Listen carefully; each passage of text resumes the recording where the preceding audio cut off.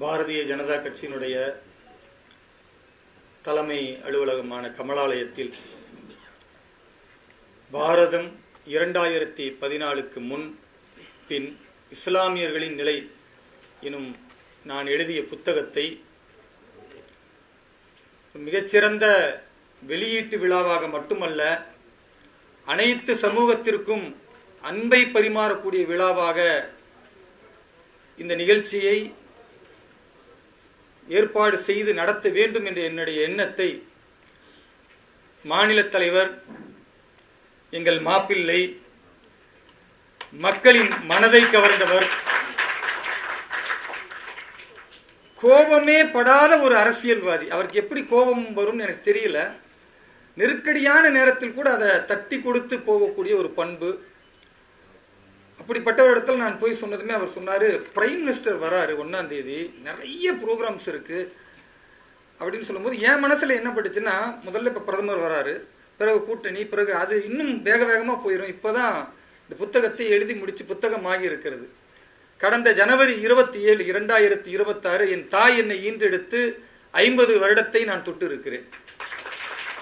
பிப்ரவரி 27, 7 ஆண்டுகள் நான் பல்லாயிரம் மக்களை சந்தித்து ஆயிரக்கணக்கான கூட்டங்களை பாரதிய ஜனதா கட்சியின் மூலமாக பேசி என்னவெல்லாம் கருத்துக்களை சொன்னேனோ அதை ஒரு புத்தகமாக ஈன்றெடுத்து இந்த ஜனவரி 27 வெளியிட வேண்டும் என்பதற்காக கோரிக்கை வைத்த பொழுது, உண்மையாகவே இந்த மேடைக்காகலாம் சொல்லலை, இந்த நிகழ்ச்சிக்கு அவர் வந்தது என்பது நேற்று இங்கேருந்து மதுரை போய் அந்த நிகழ்ச்சியில் அங்கே பிரைம் மினிஸ்டர் வரக்கூடிய எல்லா நிகழ்வுகளையும் பார்த்துட்டு திரும்பவும் எனக்காக மட்டுமே வருகிறார் என்றால், இதைவிட ஒரு சிறுபான்மை சமூகத்திற்கு பாரதிய ஜனதா கட்சி மிகப்பெரிய இடத்தை கொடுக்க வேண்டும் என்ற எதிர்பார்ப்பே இல்லாமல் போயிடுச்சு. அவ்வளோ ஒரு நிகழ்ச்சி. எனக்கு நெஞ்சார்ந்த நன்றிகளை நான் மாநில தலைவர் அவர்களுக்கு தெரிவித்துக் கொள்கிறேன்.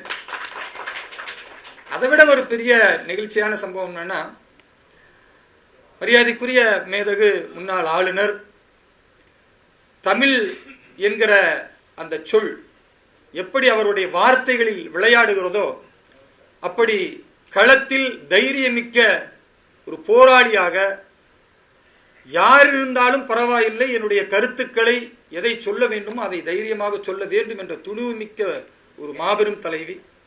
அவருடைய இல்லத்திற்கு போய் நான் 27 அந்த அழைப்பிதழை கொடுக்க போறேன். உட்காருவதற்கு முன்னால இன்னொருத்தர் 27க்கு ஒரு முக்கியமான நிகழ்ச்சிக்கு அழைப்பிதழ் கொடுக்கிறாரு. அப்பவே அவங்க என்ன சொன்னாங்கன்னா, 27 நான் ஊர்ல இல்லை, நான் வெளியூர் போறேன்னு. எனக்கு அப்படியே பக்கு இருந்துச்சு, 27 ஊர்ல இல்லைன்னு சொல்லிட்டாங்களே அப்படின்னு. அவர் போன பிறகு நான் ரொம்ப மனசு கஷ்டத்தோட அரை மனசா, ஏன்னா எனக்கு தெரிஞ்சிருச்சு அவங்க ஆல்ரெடி ப்ரோக்ராம் ஒத்துக்கிட்டாங்க அப்படின்னு. இந்த புத்தகத்தை கொடுத்துட்டு இந்த புத்தகம் எழுதியிருக்கிறேன், இதுல என்னென்ன விஷயங்கள் இருக்குன்னதுமே நான் 27 வரேன் அப்படின்னாங்க. எனக்கு பெரிய ஆச்சரியம். ஒரு நிகழ்ச்சியை ஒத்துக்கொண்ட அவர்கள் திடீர்னு எந்த யோசனையும் இல்லாமல் 27 வரேன்னு சொல்லிட்டு அடுத்த வார்த்தை சொன்னாங்க, இந்த புத்தகத்திற்கு இந்த செய்தி மக்களுக்கு போவதற்கு நிச்சயமாக நான் வருவேன் என்று சொல்லி ஒரு மிகப்பெரிய உத்வேகத்தை எங்களுக்கு தந்திருக்கிறார். அதே போன்று மரியாதைக்குரிய மூத்த பத்திரிகையாளர் கோலாகலா சீனிவாஸ் அவர்கள், அவரை அழைத்த உடனேயே நான் சொன்ன இந்த மாதிரி இருக்கு, நீங்கள் கண்டிப்பாக கலந்துக்கணும்னு. நீங்கள் புத்தகத்தை அனுப்புங்க, அதை முழுமையாக படித்து விட்டு அதை சரியான ஒரு ஆய்வுரையை நான் விளங்குகிறேன் அப்படின்னு சொல்லி இன்றைக்கு எதையெல்லாம் சொல்ல வேண்டும் என்று நான் நினைத்தேனோ அது அத்தனையும் மிக அழகாக ரத்தின சுருக்கமாக இன்றைக்கு தன்னுடைய ஆய்வுரையை வழங்கி இருக்கிறார். அவருக்கும் நான் நன்றிகளை தெரிவித்துக் கொள்கிறேன். இல்லை, வாழ்த்துறை, வரவேற்புரை இதெல்லாம் போடணும். வரவேற்புரை யாரை போடுவது அப்படின்னும் போது கொஞ்சம் முக்கியமான நபர்களை போடணும். அதே நேரத்தில் வரவேற்புரை சொல்லிட்டு உட்காந்துட்டு ஒரு மாதிரி நினைச்சிருவாங்களோன்ற ஒரு ஃபீலிங் வேற எனக்கு. ஆனாலும் என்னோட ஆரம்ப காலத்திலிருந்து சிரமத்தோடு நான் இருக்கும் பொழுது என்னோடையே பயணித்து எனக்கு ஆறுதல் சொன்ன அருமை சகோதரர் மா வெங்கடேசன், பாஜகவுடைய மாநில துணைத் தலைவர். அவர்கிட்ட கேட்டேன், தவறா எடுத்துக்காதீங்க, என்னுடைய புத்தகத்திற்கு நீங்க வரவேற்பு உரை கொடுத்தா நல்லா இருக்கும்னு நினைக்கிறேன். அவர் ஒரு வார்த்தை சொன்னார், ஜி உங்களுக்காக யாரெல்லாம் சால்வை போடுறாங்களோ அந்த சால்வை எடுக்கிறதுக்கு நான் பின்னால நிற்பேன், நீங்க என்ன புத்தகத்திற்கு வரவேற்புரைக்கு இப்படி சொல்லிட்டீங்கன்னு சொல்லி அவ்வளவு ஒரு உயர் பதவியில் இருந்த ஒருவர் அவ்வளவு ஒரு சகோதரத்துவம், அவ்வளவு ஒரு அன்பை என்னிடத்தில் காட்டியதை மறக்கவே முடியாது. அருமை சகோதரர் மா வெங்கடேசன் அவர்களுக்கு என்னுடைய மனமார்ந்த நன்றியை தெரிவித்துக் கொள்கிறேன். இந்த புத்தகத்தை வெளியிடணும் அப்படின்னும் பொழுது நிறைய புத்தக நிறுவனங்களை சந்திக்கலான் இருக்கும் பொழுது கடைசியா அருமை சகோதரர் அமர் பிரசாத் சொன்னார், என்னுடைய புத்தகத்தை நான் அலையன்ஸ்ல வெளியிட்டேன், அது ஒரு 125 வருக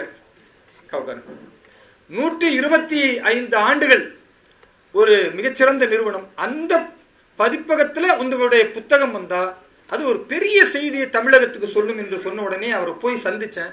இந்த புத்தகத்தை பார்த்துட்டு அந்த செய்தியை பார்த்துட்டு சொன்னாரு, நிச்சயமாக நாங்கள் வெளியிடுவோம் என்று சொல்லி 1000 புத்தகத்தை முதலில் வெளியிடும் பொழுது அதற்கு என்ன பொருளாதாரமோ அதை முதல்ல பாதியை கொடுங்க, முதல்ல புத்தகத்தை வெளியிடுங்க என்று சொல்லி மிகச்சிறப்பான முறையில் இன்றைக்கு வரவேற்புரை நல்குவதற்கு நன்றியுரை நல்குவதற்காக வந்திருக்கிற திரு மரியாதைக்குரிய அலையன் சீனிவாசன் அவர்களுக்கு என்னுடைய நெஞ்சார்ந்த நன்றியை தெரிவித்துக் கொள்கிறேன்.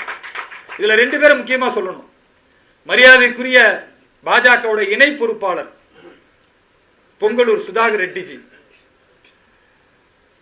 मुझको बहुत पसंद है, क्यों तो जो काम कर रहा है, जो भाजपा के लिए अपने जान भी देने के लिए तैयार है, उसे कार्यकर्ता को एकदम गले मिलके उनको एकदम आगे बढ़ने के लिए जो सपोर्ट है वो देने वाला एकदम अच्छा लीडर है हमारा जी பொங்கலுட்டி ரெட்டி जी. என்னால பேச முடியல, ரொம்ப நிகழ்ச்சியா இருக்கு. அவர் ஒரு விஷயம் சொன்னாரு, வேலூர் இப்ராஹிம் பயப்பட மாட்டாரு, பின்வாங்க மாட்டாரு. அது உண்மைதான். ஆனா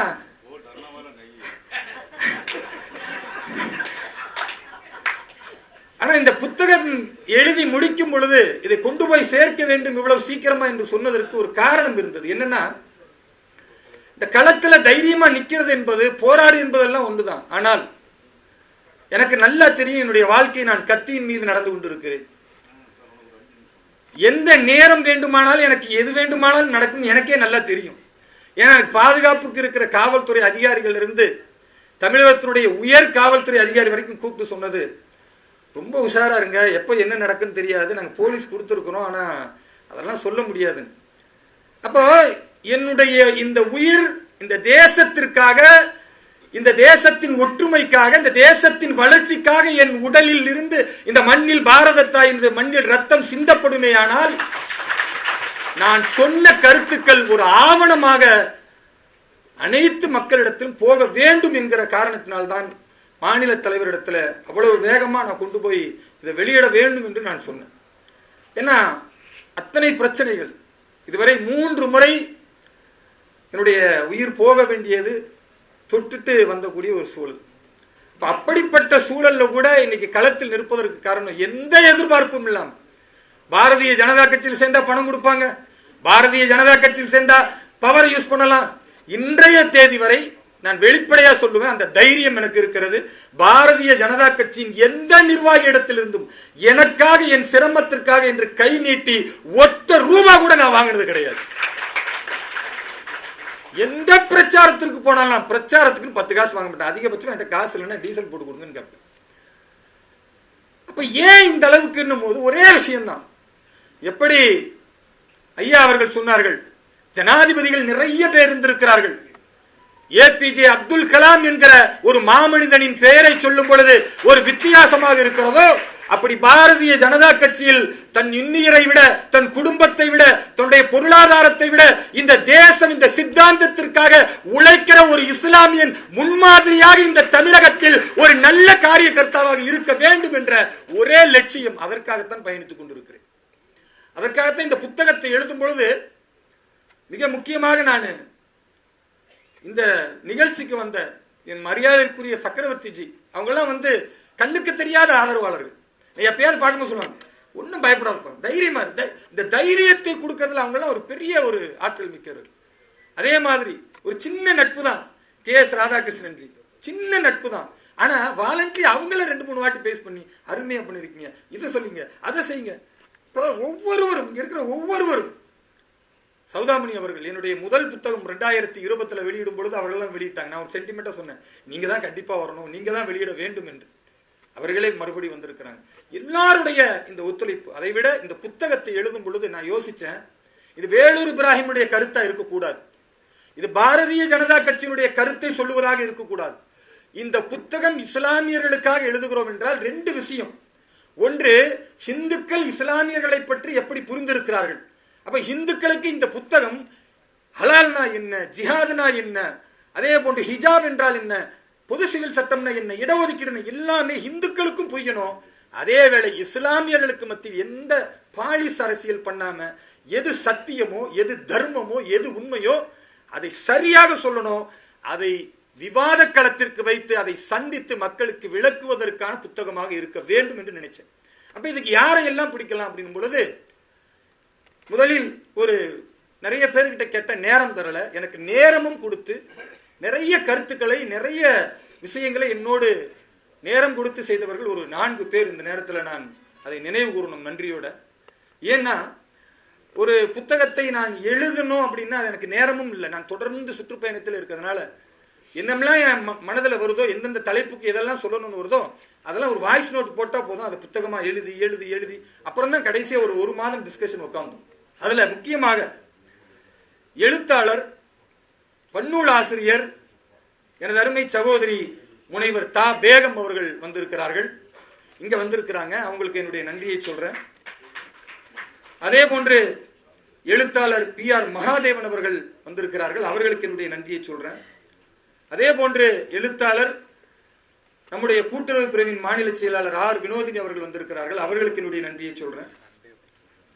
செல்வன் மா ஹரிகிருஷ்ணன் அவர்கள் இந்த புத்தகத்திற்காக ஒத்துழைத்தவர்கள். இவர்கள் 4 பேருக்கும் மிக முக்கியமாக நான் நன்றி சொல்ல கடமைப்பட்டிருக்கிறேன். இதுல இன்னொரு முக்கியமான விஷயம் இருக்கு.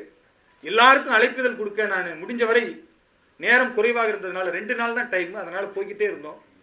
அதுல யாருக்கெல்லாம் கொடுக்கணும் அப்படின்னும் பொழுது நம்முடைய அலுவலக செயலாளர் சொன்னாங்க ஒரு 2 பேர் முக்கியமானவர்.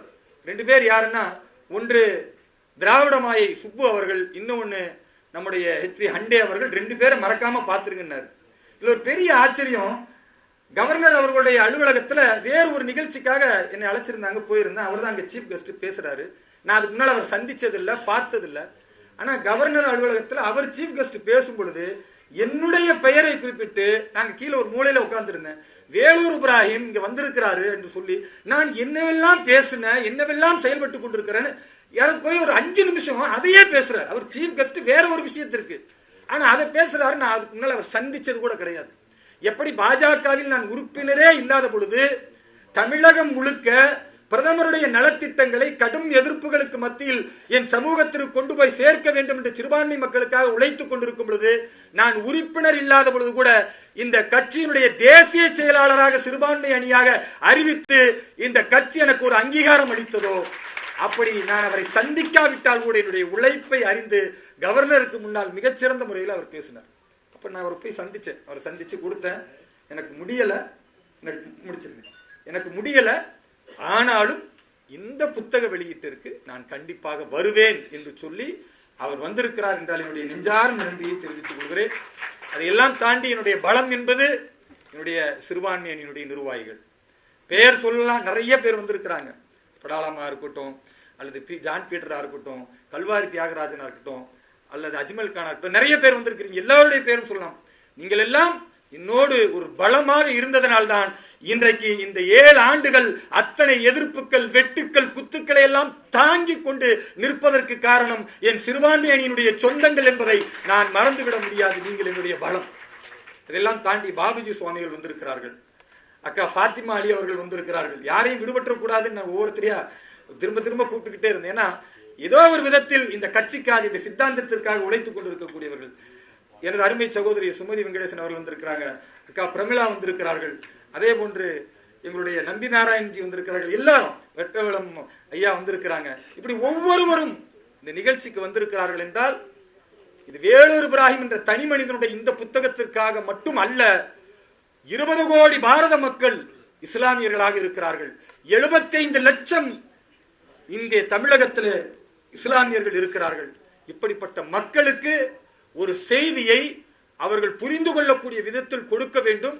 அதை வேலூர் இப்ராஹிம் கருத்தா, பாஜக கருத்தா இல்லாம திருக்குறானிலிருந்து என்ன சொல்லப்பட்டிருக்கிறது, நபிகள் நாயகம் என்ன சொல்லியிருக்கிறார்கள், இந்தியாவுடைய அரசியலமைப்பு சட்டம் என்ன சொல்லியிருக்கிறது என்று தான் சொல்லியிருக்கிறேன். இதுல ஒரே ஒரு விஷயம் என்னன்னா, நம்முடைய மாநில தலைவர் பேசும்போது கேட்டாரு, இந்த மதரசாவில் படிக்கிறவர்கள் எல்லாம் இப்படி போயிடுவாங்க, அந்த வன்முறைக்கு போயிடுறாங்க, தவறா போயிடுறேன்னு சொன்னீங்களா, அந்த இஸ்லாமிய மக்கள் மனசு புண்படாதா அப்படின்னு. அப்ப நான் சொன்னேன், இது என்னுடைய கருத்து இல்ல. காங்கிரஸ் ஆட்சி காலத்தில் அவர்கள் சச்சார் கமிஷன் என்று அமைத்தார்கள், ரங்கநாத் மிஸ்ரா கமிஷன் என்று அமைத்தார்கள். அந்த கமிஷனின் அறிக்கை சொன்னது, மதரசாவில் படிக்கக்கூடிய மாணவர்கள் உலக கல்வி கற்காததால் அவர்கள் மீண்டும் மீண்டும் வன்முறை பாதைக்கு போவதற்கு எளிமையாக மூளைச்சலவை செய்யப்படுகிறார்கள். ஏனென்றால் அவர்களுக்கு வேற வருமானம் இல்லை, வேற தொழில் தெரியாது, தவறாக போவதற்கு அவர்களை தேர்ந்தெடுக்கிறார்கள். அப்ப தேர்ந்தெடுப்பதில் இலகாக அவர்கள் பலியாகிறார்கள். இது நான் சொல்லல. இப்படி எந்த கருத்தாக இருந்தாலும் அது பாஜகவின் கருத்தாக இல்லாமல் நபிகள் நாயகம் சொன்னதையும் திருக்குரான் சொன்னதையும் அதை மறுக்க முடியாதுல்ல. ஒரு ரமலான் மாதத்தில் நோன்பு வைப்பதே திருக்குரான் இறங்கியதற்கு நன்றி செலுத்துறதுக்கு தானே. அந்த திருக்குரானை ஏற்காவிட்டால் ஒருவன் எப்படி இஸ்லாமியனாக இருக்க முடியும்? அப்ப இந்த புக் ஒரு பெரிய சேலஞ்ச். இந்த புத்தகத்தை எழுதி முடித்துவிட்டு ஒரு வாழ்த்துறை, ஒரு அணிந்துரை வாங்க வேண்டும் என்று மிக முக்கியமாக 2 நபர்களிடத்தில் சென்றேன். அதில் ஒருவர், நான் முதலில் இந்த பாஜகவின் அரசியல் களத்தை தேர்ந்தெடுப்பதற்கு என்னோடு இருந்த ஒரு மிகப்பெரிய இரும்பு தூண், என்னுடைய அரசியல் குரு ஐயா இலகணேசன் அவர்களை நான் மறந்துவிட முடியாது. அவருடைய கடைசி வாழ்த்துறை புத்தகம் இது. அவர் இந்த புத்தகத்தை எனக்கு எழுதி கொடுக்கும் பொழுது சொன்னார், இந்த புத்தகத்தை நீங்கள் எப்பொழுது வெளியிடுகிறீர்களோ நிச்சயமாக அதில் நான் இருக்க வேண்டும் என்று சொன்னார். அவர் இல்லாமல் இருக்கலாம், ஆனால் அவருடைய ஆத்மா, அவருடைய எண்ணம், அவருடைய அத்தனை மக்கள் காட்டிய அந்த வழிமுறைகளோடு நானும் இணைந்திருக்கிறோம். நிச்சயமாக இது ஒரு உணர்வுபூர்வமான தருணம். இரண்டாவதாக அணிந்துரையை நம்முடைய பாரதத்தின் துணை ஜனாதிபதி அவர்கள், மரியாதைக்குரிய மேதகு ஐயா சிபி ராதாகிருஷ்ணன் அவர்கள் இந்த புத்தகத்திற்கு அணிந்துரை வழங்கியிருக்கிறார்கள். அவர் கவர்னராக மகாராஷ்டிரா மாநிலத்தில் இருக்கும் பொழுது, அவரும் அடுத்த 1 மாதத்தில் ஜனாதிபதியா போகிறார், துணை ஜனாதிபதியா. அதற்கு முன்னால் அணிந்துரை கொடுத்து ரொம்ப விளக்கம் இதில் என்னெல்லாம் இருக்குன்னு அவரே முழுசா படிச்சு பார்த்துட்டு, எப்படி இன்றைக்கு அக்கா தமிழிசை சவுந்தரராஜன் அவர்கள் எவ்வளவு டீப்பா டெப்தா, எனக்கு பெரிய ஆச்சரியம் என்னன்னா, கொஞ்ச நேரம் தான் அவங்க படிச்சாங்கன்னு நான் பார்த்தேன்.